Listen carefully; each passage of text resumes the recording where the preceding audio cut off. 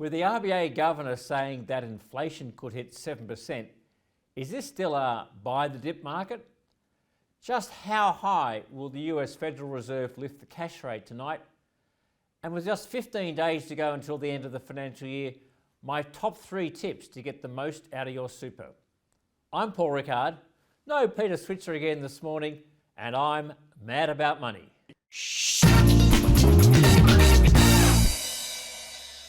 Well, the RBA Governor has suddenly come out last night and said that inflation could hit 7%. Previously, they were looking at 6%, and that was only about a month ago, so I guess there are more tough times ahead.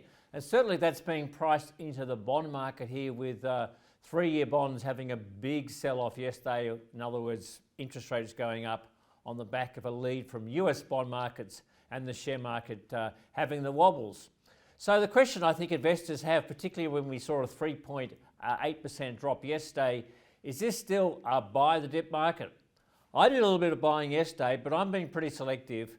I think we've got a tough couple of months coming in the market. So I think a little bit of time to put money in the market.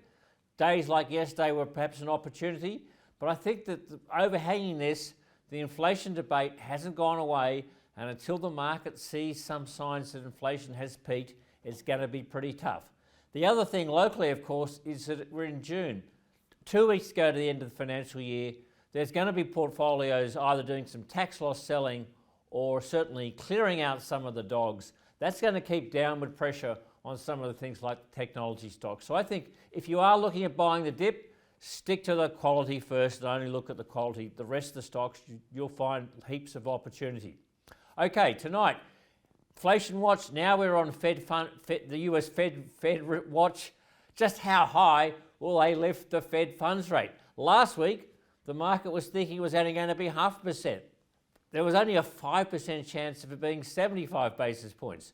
Today, everyone thinks they're going to go 75 basis points, or most of the market, and some even think they could go a whole 1%.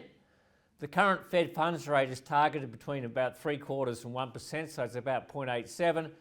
A 75 basis point will take it to over 1.5%, almost between 1.5% and 1.75%. And with more rates increases to come before the year's out. So I think 0.75% the market will be okay. 1% we're going to see more panic, and maybe even 0.5% the other way. But again, this could be more a function of we've already seen, we've already seen the market react ahead of the Fed funds rate increase.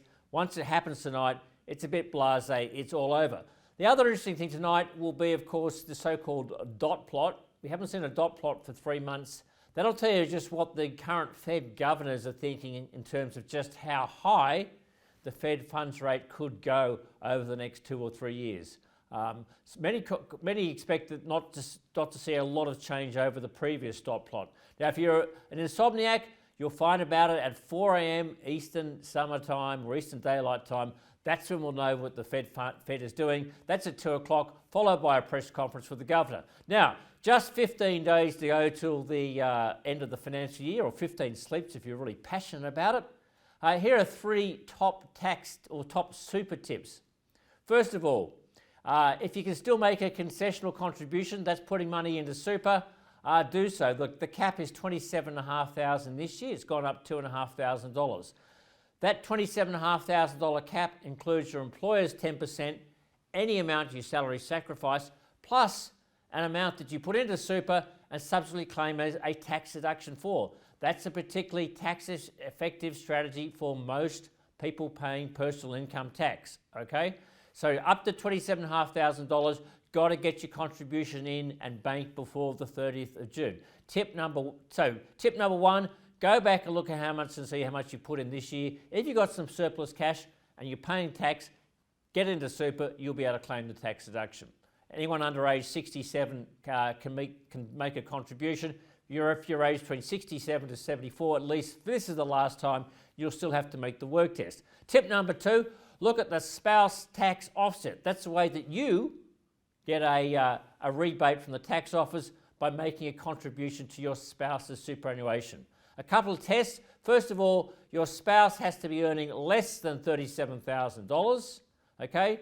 to qualify. Secondly, if you make a $3,000 contribution, you'll get a $540 spouse tax offset. And thirdly, if they've got a lot of money in the super and they've already got more than $1.7 million in the super, they won't qualify. And tip number 3 is the so-called co-contribution. Yep, that's where the government kicks in some money when you put up to $1,000 into superannuation, and the government potentially puts in $500.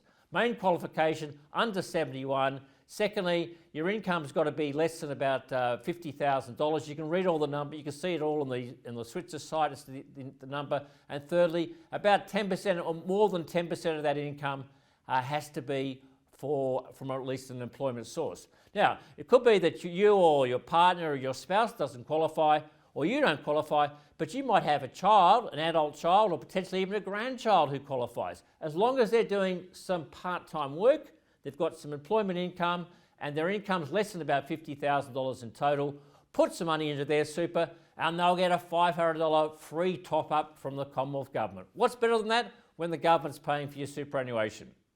I'm Paul Rickard, and I'm mad about money.